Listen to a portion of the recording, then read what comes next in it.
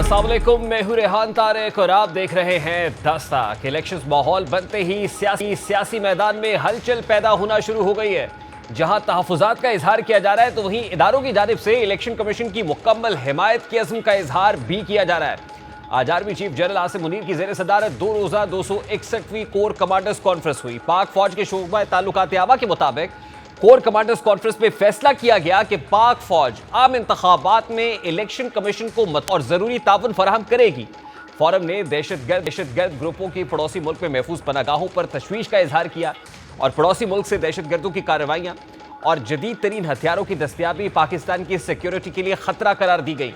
Conference की शुरका ने अज़्म का इजहार किया कि पाकिस्तान को गैर मुस्तहकम करने की दुश्मन कुव्वतों के इशारे पर काम करने वाले और उनकी हौसला अफजाई करने वाले अनासिर के खिलाफ ताकत के साथ निपटेंगी। ISPR ने बताया कि फोरम ने फलस्तीनी अवाम के साथ मुकम्मल यकजहती का इजहार किया और गजा में इंसानी हुकूक की संगीन खिलाफ वर्जियों और जंगी जराइम की मजम्मत की, जबकि फोरम ने गजा में फौरी जंगबंदी और तनाज़े के पुरअमन हल के मुतालबे के हुकूमती मौक़िफ़ का अदा किया।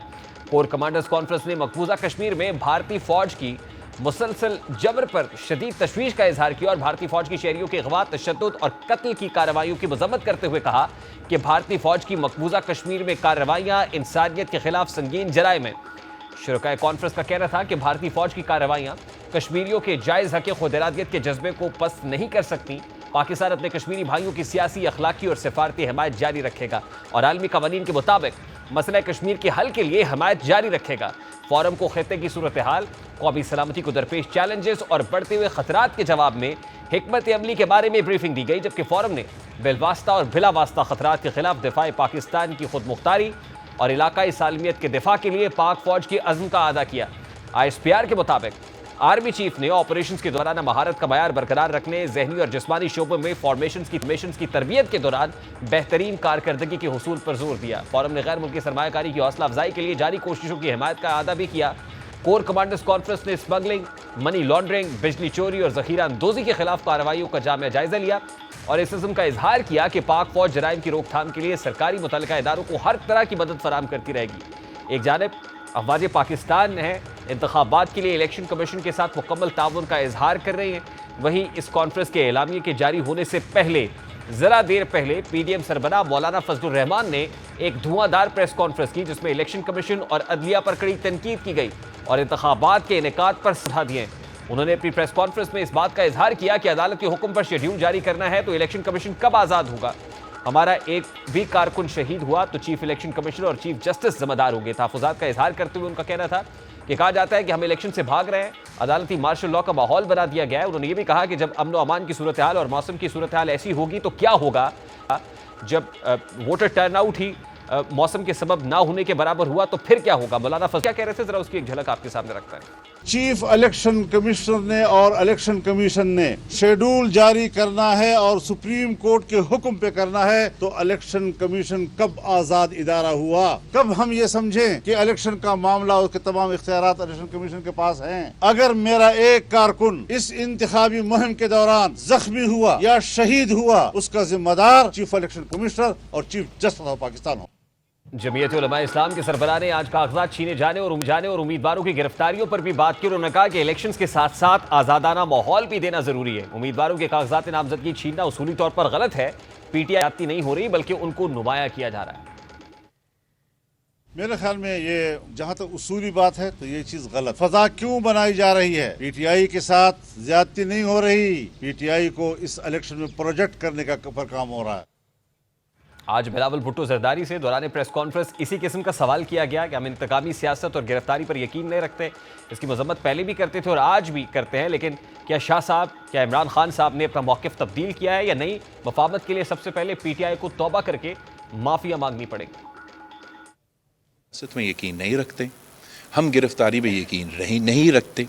इसका हम मजम्मत पहले भी करते थे, आज भी करते हैं, मगर क्या शाह साहब ने, क्या इमरान खान साहब ने अपना मौक़िफ़ तब्दील किया है या नहीं?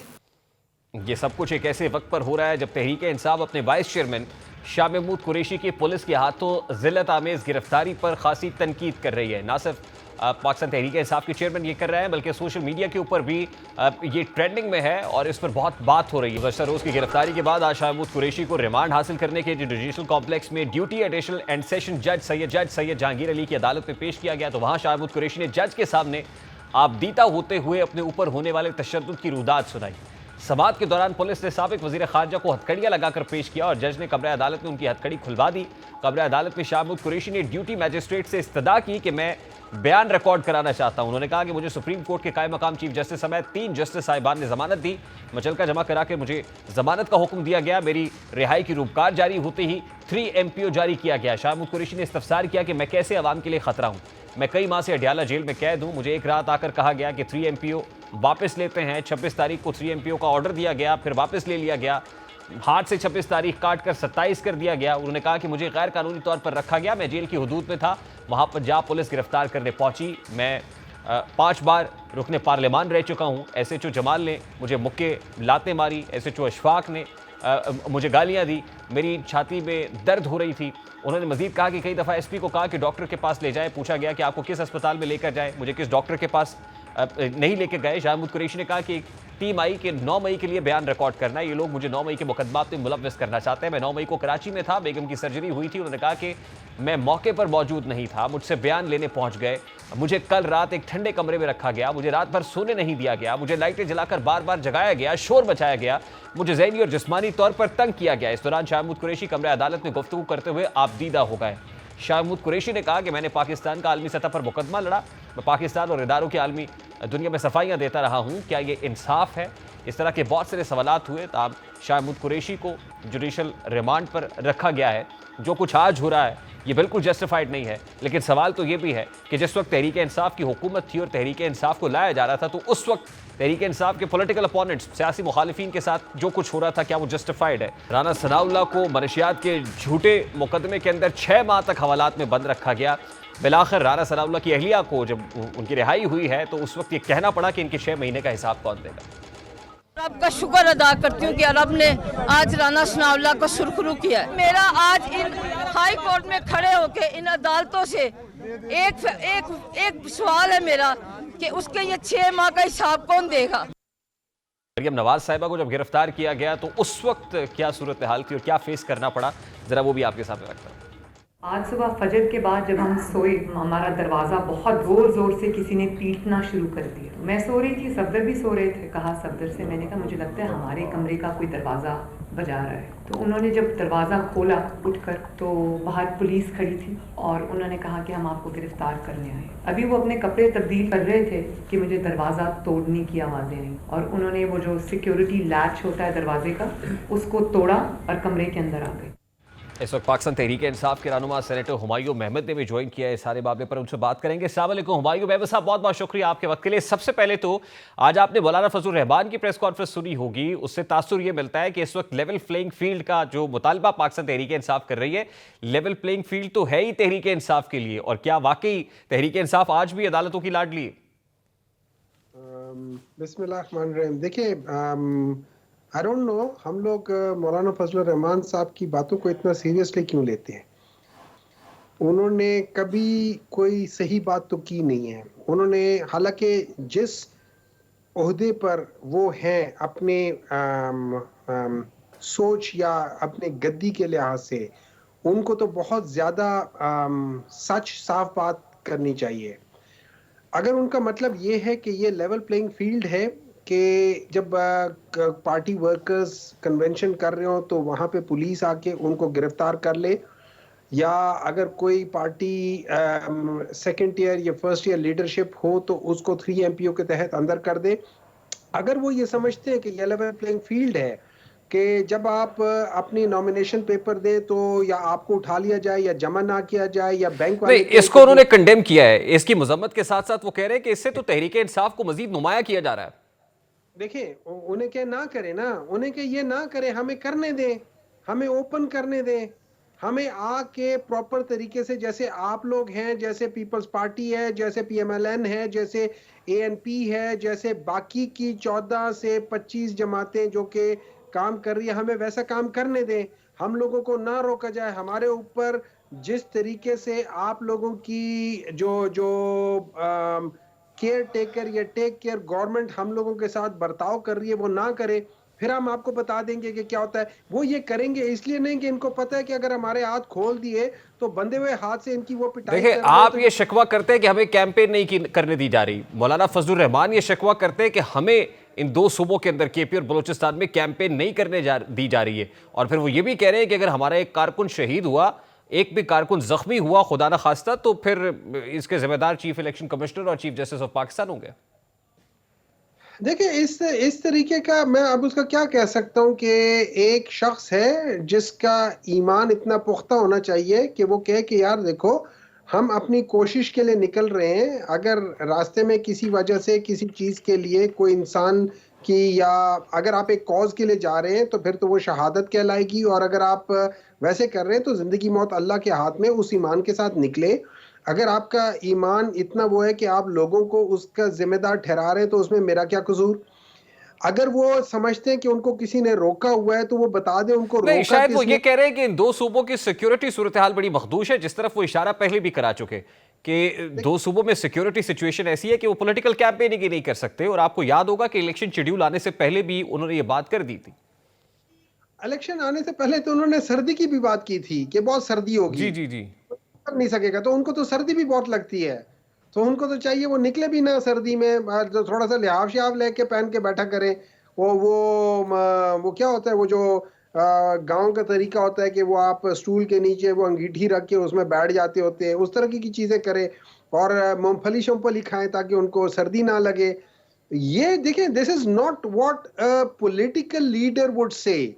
ना तो ये बेनजीर साहिबा ने जो एक पॉलिटिकल लीडर थी उन्होंने कभी ये गिला किया, हालांकि उनको लाइफ को बड़ी सिवियर थ्रेट्स थी, नहीं लेकिन तो उन्होंने मौलाना अगर आज ये कह रहे हैं तो क्यों कह रहे हैं हुमायूं अहमद साहब? क्या इलेक्शंस डिले कराना चाहते हैं? देखिए ऑब्वियसली वो डिले कराना चाहिए। देखिए मुझे एक बात बता देता हूं, उनको पता है कि पिछले इलेक्शंस में उनको डीआई खान से पूरे केपी से निकाल के बाहर फेंक दिया। अब उनको डर, तभी तो वो इस दफा बलूचिस्तान भी जा रहे हैं कि वहां से करेंगे, शायद उधर कामयाब हो जाए। लेकिन इंशाल्लाह व ताला आप देखेंगे इस दफा उनको पूरे पाकिस्तान से निकाल के बाहर करेंगे। ये मेरा नहीं है, ये पाकिस्तान इंसाफ के जो सपोर्टर्स हैं, वोटर्स हैं, ये उनकी ख्वाहिश है कि मौलाना साहब को इस दफा पूरे उसमें से निकाल दें, और ये भी 73 के आइन के मुताबिक उनको निकालेंगे। सर, आपकी हुकूमत में पार्लियामेंट लॉजेस के अंदर उनके लोगों को घसीटा गया था।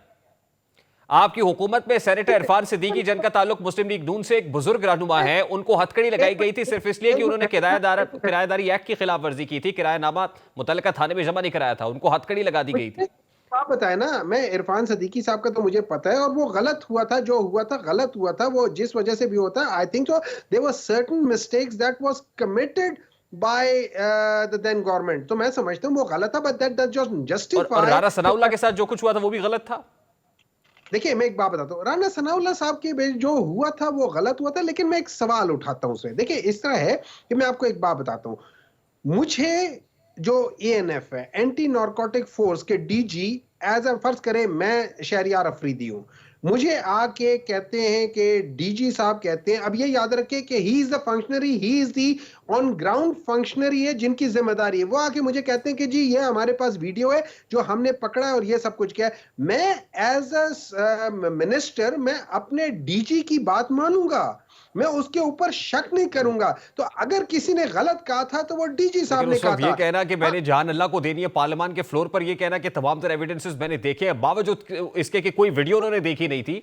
मरकैफ ये तो तस्लीम हो गया आज, ये एडमिटेड फैक्ट है कि जो कुछ हो रहा था उस वक्त वो गलत हो रहा था। सर मेरी बात सुने, शहरियार अफरीदी साहब ने झूठ नहीं बोला, उन्होंने जो एविडेंस उनको दिखाए गए थे वो उन्होंने देखा था, और उसके ऊपर बेस पे उन्होंने कहा था सरफेस पे क्यों नहीं लेके आए सर? अगर वो गलत एविडेंस उनको दिखाए गए हैं तो ये तो कसूर उस बंदे का है जिसने गलत एविडेंस दिखाए हैं। अगर मरियम नवाज के कमरे पे धावा बोला गया, दरवाजा तोड़ के पुलिस अंदर दाखिल हो गई, तो क्या ये जस्टिफाइड था?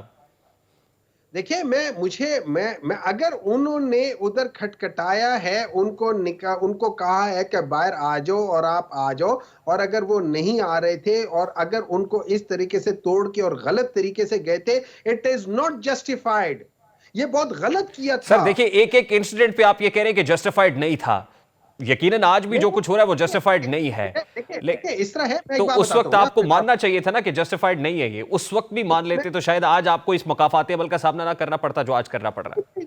ये मकाफात अमल नहीं है, जरूरी नहीं है ये मकाफात अमल हो। ये बाज दफा आजमाइश भी हो सकती है, बाज दफा किसी चीज की सजा हो सकती है, बाज दफा कुछ और चीज हो सकती है, बाज दफा आपको अल्लाह ताला आपके गुनाह माफ करने के लिए इस किस्म की चीज आप क्या होती है। समझते हैं सर, ये किस चीज की सजा मिल रही है तहरीक इंसाफ को? पाकिस्तान के तरीके, देखिए पाकिस्तान तहरीक इंसाफ को सजा इस चीज की मिल रही है कि पाकिस्तान तहरीक इंसाफ जो एक डिक्टेशन ना लेने की, किसी बड़े मुल्कों से डिक्टेशन ना लेने की सजा मिल रही है। पाकिस्तान तहरीक इंसाफ को सजा इस चीज की हो मिल रही सकता है, है उन चीजों की सजा मिल रही हो जो अभी आपने एडमिट की है कि वो जो किया था वो गलत था। हो सकता है कि वही आज आपके सामने आ रहा हो सकता है उस चीज की सजा हो। मैं ये तो नहीं कह रहा हूं कि हो सकता है, लेकिन मेरी नजर में ये है कि पाकिस्तान तहरीक इंसाफ ने पाकिस्तान को वो गुलामाना जहन से बाहर निकलने की जो कोशिश की है, सजा उस चीज की है। पाकिस्तान तहरीक इंसाफ को जो सजा मिल रही है वो इस चीज की है कि उन्होंने कहा है कि अगर किसी ने उनसे एक सवाल पूछा है, चाहे जिस मर्जी ने पूछा है कि क्या आप हमको यहाँ पे अड्डे देंगे ताकि हम अफगानिस्तान पे हमले करें, तो उधर से जवाब है एब्सोल्युटली नॉट। क्योंकि हमने देखा है कि हम लोगों ने इस किस्म का यस करके हमने अपने पाकिस्तान को 80,000 लोगों को शहीद करवाया है, हमने 200 अरब डॉलर का नुकसान करवाया है। तो उन चीजों को सामने रखते हुए हमने इस बात का कहा है कि हम लोग क्यों आपके लिए हम जंग लड़े, हमने उस चीज का सजा इन चीजों की मिल रही है हमें। अभी अगर आप आज करें, आज अभी कल परसों में CNN सर, में, यही तो मेरा सवाल है सर। वो जो फ्रंट लाइनर्स जिन्होंने अपनी जानों का नजराना पेश किया है, वो सिक्योरिटी फोर्सेस जो फ्रंट लाइन में फ्रंटियर पर लड़ रहे हैं, अगर आप उनसे मुतालिक इस तरह के स्टेटमेंट्स देंगे जो आपके कायदीन ने दिए, तो क्या ये उन कुर्बानियों को और उसकी सैंक्टिटी को मजरू करने के मुतरादिफ नहीं है? मुझे आप एक ऐसे पाकिस्तान तहरीक इंसाफ के जो कायदीन में से किसी एक का ऐसी बता दे स्पीच जिसमें उन्होंने ये कहा हो कि हमारे शहीद जो हैं उन्होंने उनके बारे में कोई गलत बात की हो। अगर कोई एक ऐसी चीज बता दे कि जिसमें उन्होंने कहा हो शोहदा के मुजस्समों को किसने मस्मार किया सर? देखिए, जिन्होंने मस्मार किया उन्होंने बहुत गलत किया। It can not be justified, they must be isolated, they must be with the evidence, they must be punished. No और second उनका thoughts military about trial that. होना चाहिए। सर उनका ट्रायल होना चाहिए, उनका मिलिट्री ट्रायल, देखिए ट्रायल होना जरूर चाहिए। मिलिट्री हो या मिलिट्री ना हो, that becomes a subjective. Objective ये है कि उनका ट्रायल होना चाहिए, उनके ऊपर एविडेंस आना चाहिए और उनके फिर सजा होनी चाहिए। अगर उनके एविडेंस उनके पूरी तरह नहीं आते, बियॉन्ड रीजनेबल डाउट नहीं आती है, फिर उसमें उनको देखना चाहिए कि ये वाकई थे या नहीं थे। लेकिन मैं इसके हक में उनका ट्रायल होना चाहिए, वो ऑब्जेक्टिव बात है कि उनका ट्रायल होना चाहिए। तो हुमायूं मेहमद पाकिस्तान तहरीक इंसाफ के रहनुमा हमारे साथ मौजूद थे।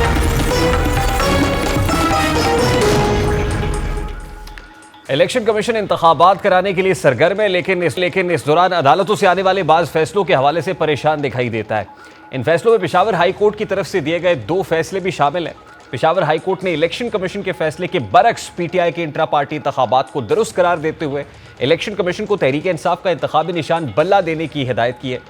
दूसरे फैसले में पेशावर हाई कोर्ट ने केपी के हल्का 91 पोहाट टू इरफानुल्लाह की बतौर रिटर्निंग ऑफिसर तैनाती के इलेक्शन कमीशन के ऑर्डर को मुअत्तल कर दिया है। इन दोनों फैसलों पर इलेक्शन कमीशन को तहफ़्फ़ुज़ात है, इसीलिए वो इन फैसलों को चैलेंज करने का इरादा रखता है। ज़राए के मुताबिक इलेक्शन कमीशन ऑफ पाकिस्तान में सोच विचार भी हो रही है। गुज़श्ता 2 रोज़ से तमाम तर तकनीकी उमूर पर गौर किया जा रहा है कि अगर इन फैसलों को चैलेंज करना है तो अप्रोप्रिएट फॉरम क्या है, कहाँ और किस अंदाज में, किन ग्राउंड्स पर चैलेंज किया जा सकता है। ना सिर्फ इलेक्शन कमीशन ऑफ पाकिस्तान इस पर तहफ़्फ़ुज़ात का शिकार है, बल्कि पॉलिटिकल पार्टीज़ को भी इस पर खासे रिजर्वेशंस है। आज मौलाना फजलुर रहमान साहब ने तो इलेक्शन कमीशन पर पेशावर हाई कोर्ट तहफ़्फ़ुज़ात का इजहार किया ही है, लेकिन अब से कुछ देर पहले पाकिस्तान मुस्लिम लीग नून के सदर शहबाज शरीफ जो कराची पहुंचे हैं, उन्होंने पेशावर हाई कोर्ट के इस डिसीजन पर खासी तनकीद की और ये कहा है कि पीटीआई के साथ लाडलो जैसा सलूक अब भी हो रहा है। लीगी सदर क्या कह रहे थे, ज़रा उसकी एक झलक आपके सामने रखता है। समझता हूं कि एक सूबे के अंदर हाई कोर्ट वो पाकिस्तान बेस्ड मामले के ऊपर किस तरह फैसला दे सकती है, ये एक सवालिया निशान है, एक सवाल है जिसका जवाब मैं समझता हूं कि यकीनन जी शऊर अवाम इसका जवाब चाहेंगे। जमीयत उलमा इस्लाम फे के सरबराह मौलाना फजलुर रहमान भी इस मिलते जुलते खदशात और तहफ़्फ़ुज़ात का इजहार आज ही कर चुके हैं। वो क्या कह रहे थे, जरा वो भी आपको दिखाते हैं। पेशावर हाई कोर्ट में जिस जज साहब ने फैसला दिया है, पहले तो ये देखना है कि यही जज पीटीआई की हुकूमत में एडिशनल एडवोकेट जनरल उनका रहा है और पिछले इलेक्शन में इसका एक कज़न जो है वो इलेक्शन लड़ रहा था और अभी ये जब जज है तो उसका दूसरा कज़न जो है वो हमारे इलाके में इलेक्शन लड़ रहा है।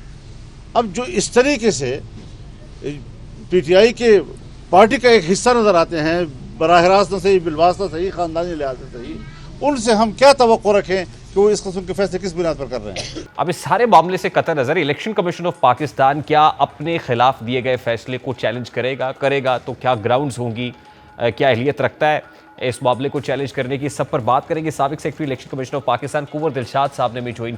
कुंवर दिलशाद साहब, अस्सलाम वालेकुम, बहुत बहुत शुक्रिया आपके वक्त के लिए। सबसे पहले तो ये कहिएगा कि ज़रा ये बताते हैं कि इलेक्शन कमीशन ऑफ पाकिस्तान ने आज दूसरे रोज़ भी सोच विचार की है कि पेशावर हाई कोर्ट ने जो स्टे दिया इलेक्शन कमीशन के फैसले पर, क्या उसे चैलेंज करना चाहिए या नहीं करना चाहिए? क्या वाकई इलेक्शन कमीशन ऑफ पाकिस्तान इसको चैलेंज करने का इरादा रखता है या करना चाहिए इस फैसले को चैलेंज? मुझे बड़ी हैरानगी हुई कि आज मुझे पता चला कि जब ये पेशावर हाई कोर्ट में बड़ा इम्पोर्टेंट केस जो ज़ेर समाअत था, सिंगल बेंच की बड़ी मोहतरम शख्सियत होती है, उनका फैसला भी बहुत लार्जर बेंच के बराबरी होता है, लेकिन मसला ये हुआ कि इलेक्शन कमीशन ऑफ पाकिस्तान का कोई ऑफिसर वहाँ कोई मौजूद ही नहीं था। इलेक्शन कमीशन ऑफ पाकिस्तान का वकील ही मौजूद नहीं था और साथ साथ मैंने ये भी महसूस किया कि जो एडिशनल अटॉर्नी जनरल थे उनके दलाइल इंतहाई कमजोर थे। उन्होंने सही तरीके से जवाब ही नहीं दिया ऑनरेबल जज के सवालों का। जब वो ऑनरेबल जज सवाल कर रहे थे किस आइन के आर्टिकल के तहत आपने ये निशान वापस लिया है, तो वो खामोश हो गया। उसको कहना चाहिए था ना आइन का आर्टिकल इस पर लागू नहीं होता। इस पर हमारा इलेक्शन कमीशन पाकिस्तान एक्ट जो है 215 एक्ट इस पर नाफिज हो रहा है कि जब उसमें लिखा हुआ है कि जरा उस पार्टी को सिंबल दिया जाएगा जो इंट्रा पार्टी इलेक्शन के मरहले से गुजर के आएंगी। अब ये जो पार्टी है तहरीक इंसाफ है, इन्होंने इंट्रा पार्टी इलेक्शन अपने ही दस्तूर के खिलाफ किया है। ये बहुत वजनी पॉइंट है। और तीसरी सबसे बड़ी बात ये हुई, मुझे बड़ी हैरानगी भी है कि जनाब उन्होंने ऑनरेबल जज ने ये फरमाया कि मैंने तो इलेक्शन कमीशन ऑफ पाकिस्तान का फैसला ही नहीं पढ़ा। 11 पेज का फैसला, फुल बेंच का फैसला, 5 मेंबर हैं जिसमें एक तो बाकायदा पेशावर हाई कोर्ट के जज ही हैं रिटायर्ड जो मेंबर हैं इलेक्शन कमीशन के, उन्होंने अपने हाथ से लिखा था फैसला। तो जज साहब फरमा रहे हैं कि मैं तो फैसला ही नहीं पढ़ा। तो आप ये बताएं कि किस अथॉरिटी को वो चैलेंज किया उन्होंने? तो वहाँ एडिशनल अटॉर्नी जनरल को कहना चाहिए था कि जनाब पार्टी का दस्तूर का जो चीफ इलेक्शन कमिश्नर बनाया गया था वो उन्होंने हटा दिया था और नया चीफ इलेक्शन कमीशन लगाया जो कि इनकी पार्टी के दस्तूर के खिलाफ था। जिस पार्टी का चीफ इलेक्शन कमीशनर ही मुतनाज़ा हो जाए तो उसका इलेक्शन तो कुंवर दिलशाद साहब, वो इलेक्शन कमीशन ऑफ पाकिस्तान जो अपने मौक़िफ़ का दिफा पेशावर हाई कोर्ट में नहीं कर सका, एडिशनल अटॉर्नी जनरल के दलाइल बहुत कमजोर रहे आपके बकौल, तो क्या वो इलेक्शन कमीशन ऑफ पाकिस्तान ये अहलियत रखता है कि इस फैसले को सुपीरियर फोरम पे चैलेंज करे? मेरा अपनी जाती राय है। वैसे मेरे बहुत अच्छे ताल्लुकात हैं ऑनरेबल चीफ इलेक्शन कमीशनर साहब, मैं उनका एहतराम करता हूँ और मेरी बड़ी इज्जत करते हैं, लेकिन मुझे ये उससे बात करने का मौका नहीं मिला, वरना मैं इसको मसरूफ थे, मैंने जानबूझकर उनको नहीं मैंने फोन किया। तो मैंने इस महसूस ये मैं कर रहा था कि सुप्रीम कोर्ट ऑफ पाकिस्तान में तो उनको दलाइल देने के लिए तो अटॉर्नी जनरल भी इतना दलाइल नहीं देगा। इनके वकील है तो पेशावर हाई कोर्ट से जो है उसका तो पूछा जाए ना, आपने पेशावर हाई कोर्ट में अपना वकील क्यों नहीं भेजा?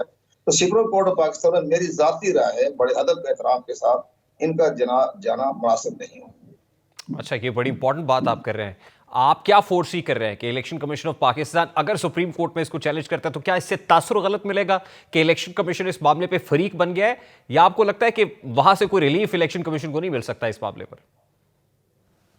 देखो, इसमें इलेक्शन कमीशन पाकिस्तान से बड़े अदब एहतराम के है। अगर ये प्रोग्राम अगर सुन रहे हो, देख रहे हो, तो हमारी राय है, हमारी बाकायदा हमारी राय में बड़ा वजन है। हम ये कि इलेक्शन कमीशन पाकिस्तान आज तक अपने फैसले के खिलाफ कभी आला अदालतों में नहीं गया। बड़े अहम फैसले इलेक्शन पाकिस्तान के खिलाफ हुए, तो लेकिन जो मुतासर पार्टी है, जो जिसने ये केस दायर किया था कि जरा इंटर पार्टी इलेक्शन जो है वो दुरुस्त नहीं, उनका काम है कि सुप्रीम कोर्ट में जाए। इलेक्शन कमीशन पाकिस्तान का ये उसमें नहीं है कि वो जनाब सुप्रीम कोर्ट में पाकिस्तान जाए। लेकिन यहाँ जो उन्होंने किया था लाहौर हाई कोर्ट का फैसला, वो ठीक था। वो इलेक्शन कमीशन पाकिस्तान के सारे शेड्यूल को उन्होंने मुतासिर कर दिया था।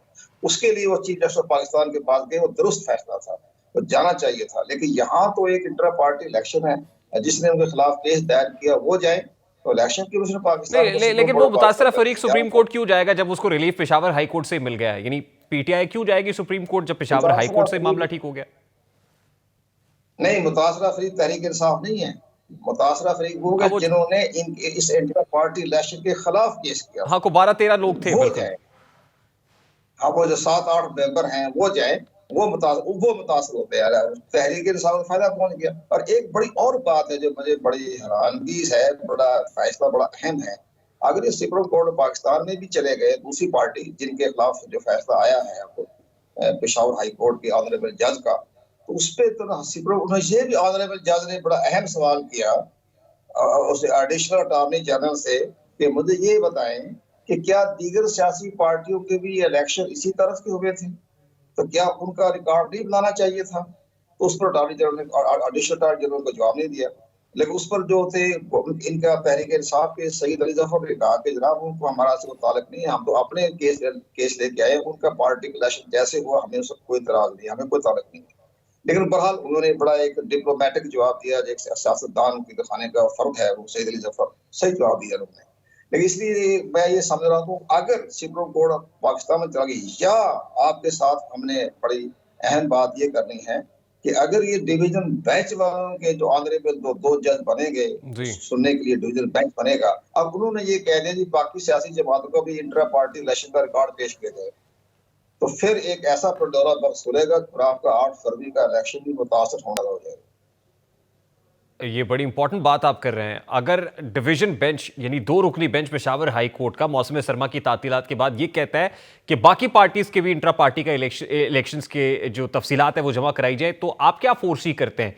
क्या वहां पर भी इसी तरह की गलतियां होंगी जो पीटीआई ने की है और वहां पर भी कोई सिंबल्स का प्रॉब्लम बन जाएगा? डिवीजन बेंच में, अब division bench Peshawar high court का बड़े बाशऊर, बड़े अपराइट किस्म के जज है। मैं इनको जानता हूँ, मेरी पोस्टिंग जब मैं मिनिस्ट्री ऑफ इन्फॉर्मेशन था उस वक्त के जजों के मैं हालात को जानता हूँ, ये बड़े अपराइट जज है।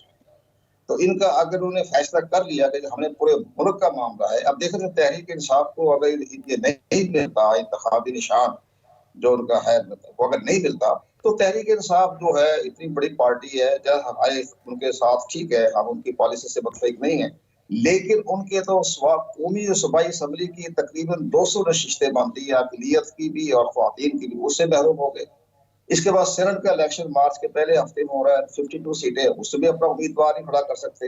ये तो फिर बिल्कुल कौमी धारे से बाहर हो जाएगी ना पार्टी जो है। इसलिए पेशावर हाई कोर्ट के डिवीजन बेंच में बड़ा अहम फैसला कर रहे हैं। तो ये इसलिए हम ये महसूस कर रहे हैं कि ये 3 बड़े अहम केसेस हैं। सबसे बड़ी अहम केसेस ये है कि 2 जनवरी को honourable chief justice of Pakistan ने बड़ा अहम जजमेंट अपना लार्जर बेंच सुनना है कि आर्टिकल 62(1)(f) में ताहयात की नाहिली और इलेक्शन कमीशन पाकिस्तान एक्ट 232 में आपस में जो मुतजाद हैं उसके बारे में अहम फैसला करना है। बहुत अहम फैसला है। नंबर 2, 6 जनवरी को उन्होंने कहा कि जितने भी केसेस इमरान खान के खिलाफ चल रहे हैं अदालतों में उसके बारे में उन्होंने फैसला करना है। तीसरा, 9 जनवरी को पेशावर हाई कोर्ट के डिवीजन बेंच ने बड़ा फैसला करना है। तो ये सारे फैसले करने हैं और 13 जनवरी से पहले फैसले हो जाने चाहिए, क्योंकि 13 जनवरी को उन्होंने सिंबल अलॉट करने हैं तमाम रिटर्निंग ऑफिसरों ने, और इसके बाद 25 दिन मिलेंगे इंतखाबी कैंपेन चलाने के लिए। इसके बाद ही पॉलिटिकल कॉर्पोरेशन में चला जाएगा बैलेट पेपर छपने के लिए। ये 23 जनवरी का पहला हफ्ता जो है बहुत इंपॉर्टेंट है, और इस लिहाज से हम ये देख रहे हैं ये सारी आज ऑनरेबल जो है हमने देखा कोर कमेटी का इजलास हुआ, उसमें भी उन्होंने खतरात का आज़ार किया, खदशात का आज़ार किया जी पड़ोसी मुल्क के दहशतगर्द पाकिस्तान में आने के इम्कानात हैं, बड़े बेकरार हो रहे हैं वो भी उनका भी देखा। साथ साथ उन्होंने ये फरमा दिया कि जनाब हम आपको 2,80,000 के जो एहलकार आपने मांगे हैं तो वो भी हम आपकी मावरत करेंगे। वो तो इलेक्शन एक्ट 220 के तहत देना पड़ेगा, आर्टिकल 220 के तहत। लेकिन सारी सूरत हाल गौर और फोर्स करें। अदालतों में केस चल रहे हैं, हम इनका इंट्रा पार्टी इलेक्शन केस चल रहा है, इतनी बड़ी सियासी जमात का भी चल रहा है, तोशा खान का भी चल रहा है। इधर इसके बाद नवाज शरीफ के साथ भी जो है वो भी अच्छे तरीके से केस चल रहे हैं, उनके भी रिटर्निंग ऑफिसरों के पास केस जा रहे हैं। बिलावल जरदारी का जो लाहौर का हल्का है सुस्ताई से इंतखाब तो लड़ा, कुंवर दिलशाद साहब, लास्टली एंड वेरी क्विकली बताइए कि इन केसेस से और जनवरी का जो पहला हफ्ता बड़ा धुआंधार होने वाला है, क्या 8 फरवरी के इंतखाबात मुतासिर हो सकते हैं? अगर डिवीजन बेंच ने सारी सियासी जमातों का, हमने ये कहा कि हम तमाम जितने भी पार्लिमानी जमातें, छोटी जमातें को जो बड़ी पार्लिमानी जमातें हैं, उनका अगर उन्होंने इलेक्शन में अगर तमाम इंटर पार्टी इलेक्शन का रिकॉर्ड तलब कर लिया, उसकी छानबीन शुरू कर दी, इलेक्शन कमीशन से जवाब तलबी कर रही, आप हमें बताएं कि इलेक्शन कैसे हुए हैं, क्या इनके साथ मुताबिकत करते हैं, इनके साथ वो देख रहे हैं, ठीक है, उनके खिलाफ शिकायत नहीं आई थी, आप आज खुद नोटिस लेने के आप मिजाज नहीं है, लेकिन हम उसका तमाम रिकॉर्ड चेक करके फैसला करेंगे। तो फिर तो जनाब ज़ाहिर है, जब तक वो फैसला नहीं हो जाता तो इंटर पार्टी इलेक्शन के तहत इनको अपना सिंबल नहीं दिया जाता, तो फिर 13 जनवरी को रिटर्निंग ऑफिसर कैसे सिंबल देगा? ये तो बड़ा अहम फैसला आएगा 9 जनवरी को, 2-3 उसमें भी लग जाएंगे। और अगर उन्हें देर लग गई, तमाम सियासी जमातों को रिकॉर्ड तलब कर लिया, तो ज़ाहिर है तो सुप्रीम कोर्ट ऑफ पाकिस्तान भी देखेगी कि जनाब तो रिकॉर्ड चेक हो रहा है, हर एक की छानबीन हो रही है, तो सब एक पुलिस रात से गुजर रहे हैं हर एक पार्टियां, और इसलिए स्कूटनी का मरहला भी गुजर ही गया। उन्होंने वो स्कूटनी में हमारे रिटर्निंग ऑफिसर जो हदायत थी ना इलेक्शन पाकिस्तान, उसके मुताबिक काम नहीं किया उन्होंने आर्टिकल सेक्शन देखा ही नहीं कि 232 क्या कहता है, देखा ही नहीं उन्होंने, सबके कागजात नामजदगी कबूल किए जा रहे हैं।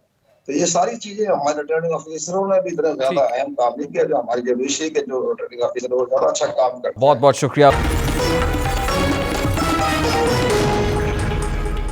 माजी में 3 बार मुस्लिम लीग नून की इत्तेहादी रहने वाली जमात MQM इस बार फिर मुस्लिम लीग नून की कश्ती में कब्ल अज़ वक्त सवार हो चुकी है।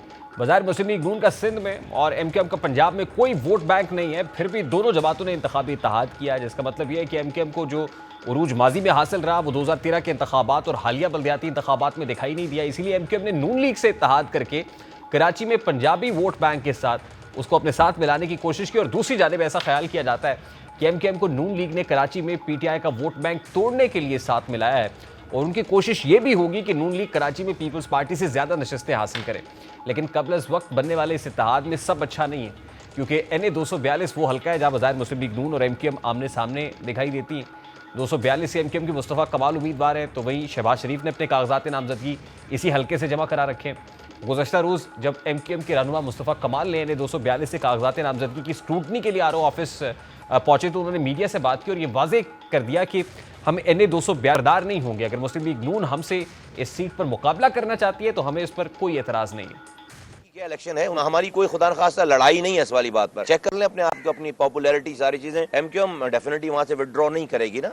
MQM ने मुझे 5 महीने पहले 6 महीने पहले मुझे वहां पे 5 जो सीटें अनाउंस हुई हैं कराची में, उसमें से एक जो है मैंने 242 जिसको 5 महीने पहले अनाउंस कर दिया, और मैं पार्टी का सीनियर डिप्टी कन्वीनर हूँ, और समझे कि मेरी मेन सीट वही है।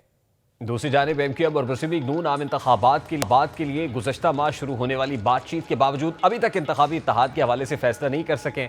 ऐसी इतलात है कि मुस्लिम लीग नून चाहती है कि MQM पाकिस्तान 5 कौमी और कम अज़ कम 10 सूबाई असम्बली की नशस्तों पर उसकी हिमायत करे। इसके बरक्स मुस्लिम लीग नून कौमी असम्बली की 3 और सूबाई असम्बली की 6 सीटों पर हिमायत की पेशकश करेगी।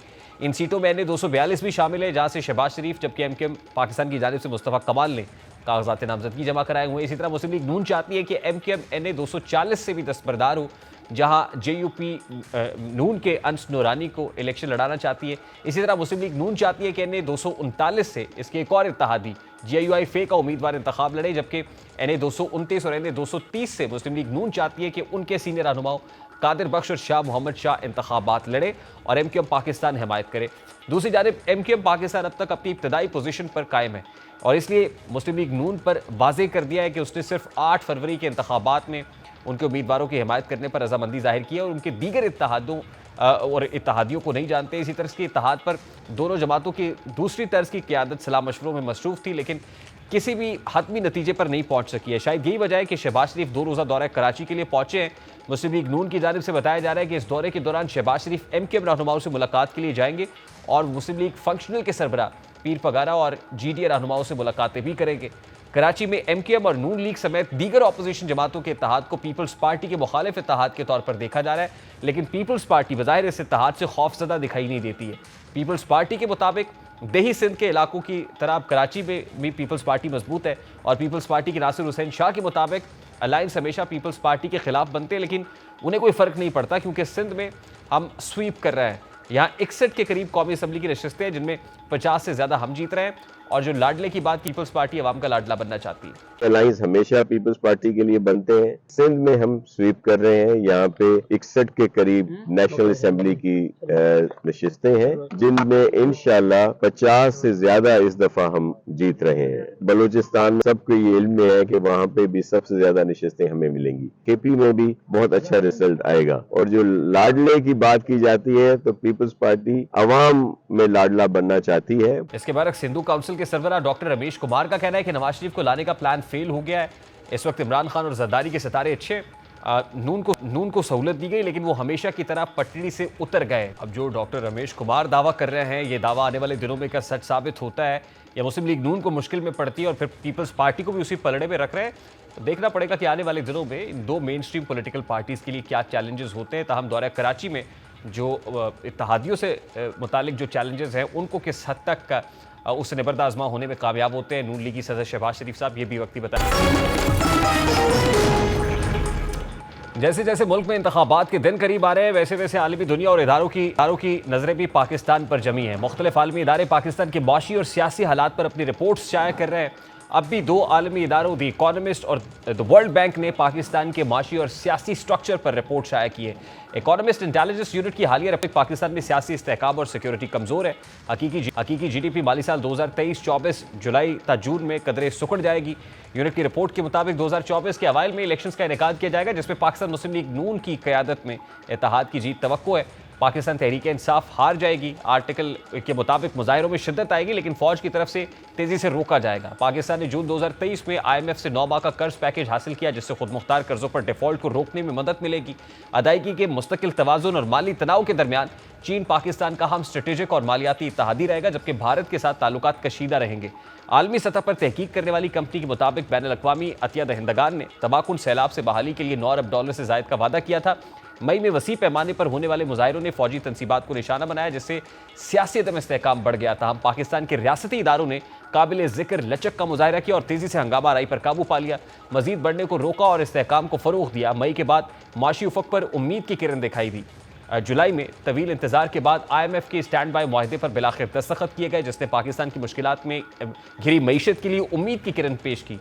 हुकूमत की जानिब से टैक्स चोरी जैसी गैर कानूनी सरगर्मियों पर क्रैकडाउन के साथ ये रफ्तार जारी रही जिसके नतीजे में नुमाया बेहतरी आई और बशमूल सितंबर और अक्टूबर के अवाइल में करेंसी में 10% इजाफा हुआ। अक्टूबर में स्टॉक मार्केट गुज़श्ता 6 साल में अपनी बुलंद तरीन सतह पर पहुंच गई जिसने पाकिस्तान के माशी इम्कानात पर बढ़ते हुए एतमाद को उजागर किया। दूसरी जानिब भी बैंक के कंट्री डायरेक्टर का कहना है कि पाकिस्तान का माशी मॉडल नाकारा हो चुका है। पाकिस्तान को अपनी मईशत की ओवरऑलिंग करने की जरूरत है।